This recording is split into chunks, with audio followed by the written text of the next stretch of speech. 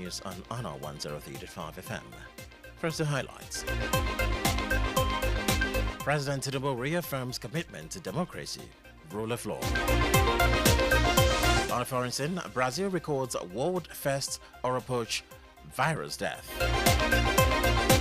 In business, UK Chancellor Reeves set to review public finance shortfall of billions. In entertainment, 50 Cent calls for the removal of judge who threatened to shoot black teenagers in viral video. And in sports, Super Falcons of Nigeria suffers defeat to Brazil in the opening game at the 2024 Paris Olympics. Now the news and details. I am Richard Ekbo.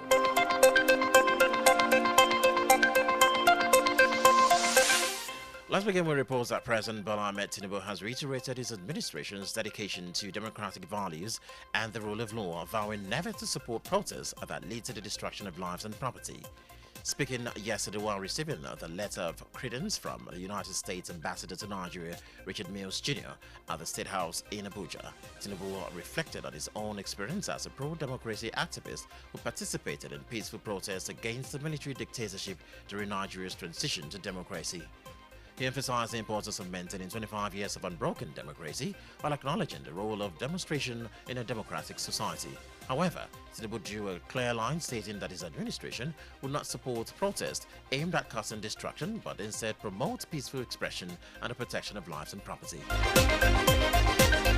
Meanwhile, the House of Representatives on Thursday declared that between January and July 2024, Nigeria lost an average of 437,000 barrels of crude oil daily, worth about $10 billion due to theft, vandalism, and other criminal activities. As a result, the House of Representatives Special Committee on Oil Theft and Losses commenced investigation into the illegal lifting of crude oil in Nigeria as the Senate summoned the Nigeria National Petroleum Company Limited, Dangote Petroleum Refinery, and other major stakeholders in the oil sector for interrogation. The Senate vowed to expose those responsible for economic sabotage and importation of toxic fuel in the country. At the House of Representatives, the event, which was declared open by the Speaker Tajin Abbas, was attended by the Chief of Defense Staff, Chief of Army Staff, Chief of Air Staff, and Inspector General of Police, who were all represented by senior officers, accompanied by men drawn from a military formation. And on the foreign scene, let's hit Africa first, where a humanitarian crisis is unfolding in the north of Ethiopia, driven by drought, crop failure, and continued insecurity in the aftermath of a brutal war. With local officials warning that more than 2 million people are now at risk of starvation, access to some of the worst affected areas in Tigray province of northern Ethiopia via analyzed satellite imagery to reveal the full scale of the emergency the region now faces. It is estimated that hundreds of thousands of people were killed in the conflict or died because of starvation and lack of health care, while dozens of displacement camps were set up to provide refuge and humanitarian support. This month of July is a critical period for food security when farmers need to plant crops to take advantage of the seasonal rain because without adequate rainfall, the irrigation system cannot operate and farmers will not be able to survive off the land. And away in Mexico, one of the world's most powerful drug lords, Ismael El Mayo Zambada, the leader of Mexico's Sinaloa cartel, has been arrested by U.S. federal agents in El Paso, Texas. Zambada, 76, founded the criminal organization with Yahweh El Chapo Guzman, who is currently jailed in the U.S. The U.S. Justice Department said Guzman's son, Yahweh Guzman Lopez, was also arrested with Zambada on Thursday. In February, Zambada was charged by U.S. prosecutors with a conspiracy to make and distribute fentanyl, a drug more powerful than heroin that has been blamed for the U.S. opioid crisis. And in Brazil, the country's health ministry on Thursday has recorded the world's first Oropouche virus death after 2 women died of the illness spread by infected flies and mosquitoes. The country's health ministry said in a statement that women from the state of Bahia in northeast Brazil were under 30 years old with no comorbidities but who had signs and symptoms similar to a severe case of dengue. Also, there have been 7,236 cases of Oropouche infection recorded in 2024, with the majority being reported out of the state of Amazonas and Rondônia.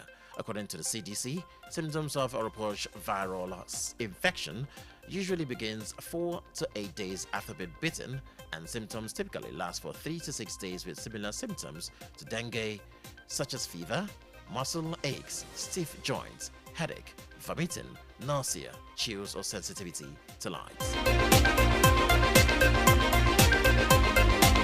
The North American Aerospace Defense Command has intercepted 2 Russian and 2 Chinese bombers flying near Alaska on Wednesday, when a U.S. defense official said what's the first time the 2 countries have been intercepted while operating together. According to a statement from NORAD, the bombers remained in international airspace in Alaska's Air Defense Identification Zone, RDs, and were not seen as a threat. They also said that the US and Canada, which together comprised NORAD, intercepted the Russian Tu-95B and Chinese H-6 bomber, as the aircraft did not enter US or Canada, and this attempt marks the first time H-6 bombers, which are a derivative of older Soviet bombers, have entered the Alaska RDs.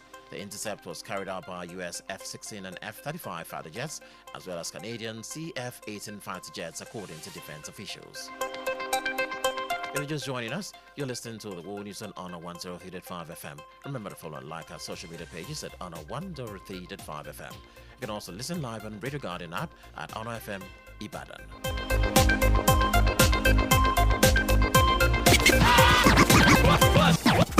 What's this? On 103.5 FM.